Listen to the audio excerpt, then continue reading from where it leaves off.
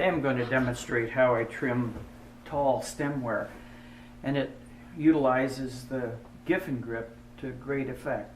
This particular goblet has a little small area right here which allows me to position it up this way instead of right on the rim. What this does is, right now it's in firm wax or leather hard, and if you notice, if I hold the stem right here, I'm able to make it rotate uniformly. What I've made is a special trim tool. This is made with a bolt and a piece of welding rod. This is hard facing welding rod that was welded to the bolt and then hammered flat and bent into shape and sharpened. And because it's hard facing, it holds an edge for years, so it's a really, really good way to make a trim tool. And its main advantage over the flat metal ones is that it stays sharp a long time. So the first part of the cutting process involves stabilizing this and then beginning the cut right here.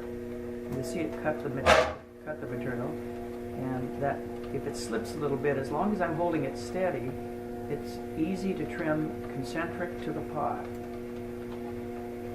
And when I get close, then what I'm going to do is I'm going to come down the stem, and this follower method means that the trim tool is held very, very concentric to the stem. And I'm going to work carefully to gradually feather the transition so there are no sharp stagey areas. Now watch this section right here. Because I'm following, I can sculpt this visually. I've got a really, really bright light that allows me to see where I am, and it's almost done. And now a very light pass this way, and now I'm going to take this little finishing tool, and this one's not nearly as sharp, and it's very, very straight, and so it has rounded corners, and it allows me to feather and finish this to a T. And same here. The thing is almost done. Then what I do next is I have a burnishing end right here. And these tools take on a really, really high sheen. So I'll start right here, supporting it again. And the Giffen grip simply provides the rotational effort. And you just hold the goblet stem still. And we'll put this here. And now I've constructed a polishing tool.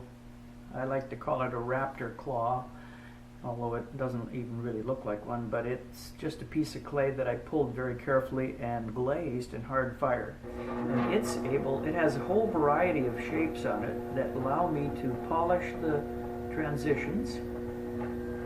And transition goes up this way. And I'm going to make that even smoother and flatter.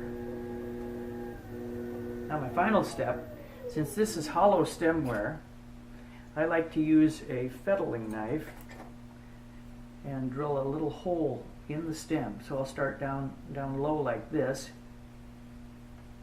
and I'll make the pilot hole. Once I have the pilot hole constructed, then I'm going to take a drill bit, and I'm going to set the drill bit here and turn the drill bit in and create a drain hole for the hollow stemware.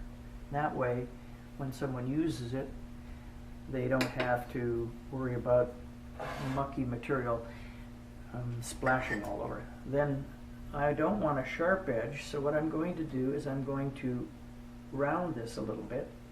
And I've heard comments in both directions. People who make stemware say, well, that just mucks it up. And then I run into people who use these and they say they're glad they have the drain hole, because when this is sitting in a dishwasher full of soapy, scummy water, and you take it out and spill it all over the other dishes, you only need to do that once to realize why I did it.